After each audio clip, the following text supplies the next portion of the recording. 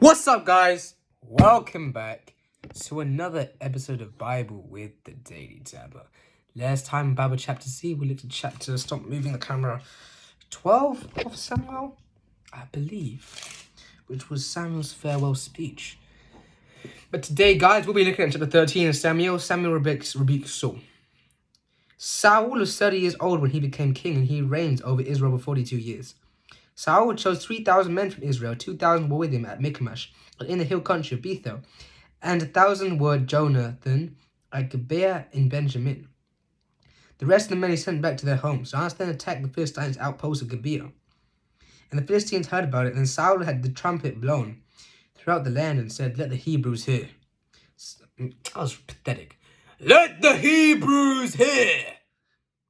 So all Israel heard the news. Saul has attacked the Philistine outpost, and now Israel has become obnoxious to the Philistines. And the people were summoned to join Saul at Gilgal. The Philistines assembled to fight Israel with the 3,000 chariots, 6,000 charioteers, and the soldiers as numerous as the sand on the seashore. Seashells at the seashore, my boy. They went up and camped at Michmash east of Beth Aven. When the Israelites saw that their situation was critical and that their army was hard-pressed, they hid in caves and thickets among rocks and pits and cisterns. Some Hebrews even crossed the Jordan to the land of Gad and Gilead. Saul remained at Gilgal, and all the troops with him were quaking with fear. He waited for 7 days, the time set by Samuel, but Samuel did not come to Gilgal, and Saul's men began to scatter. So he said, "Bring me the burnt offering and the fellowship offerings."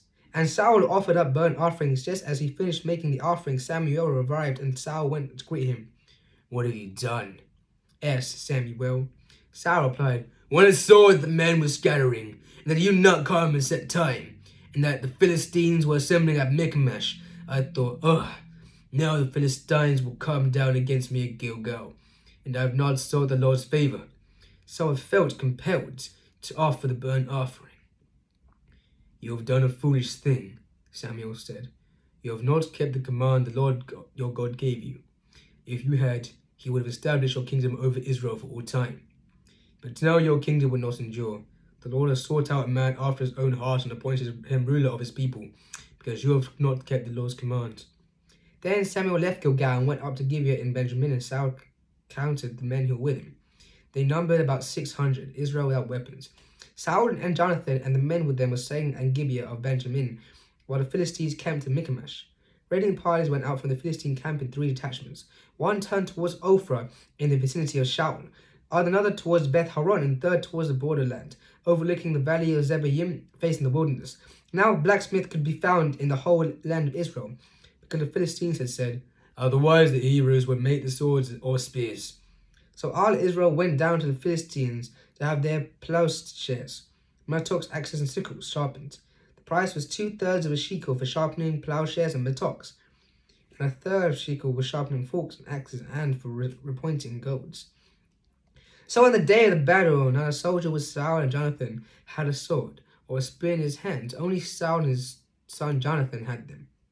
Well, guys, thank you all for listening. It's been a pleasure. I am the Daily Dabber, and this is the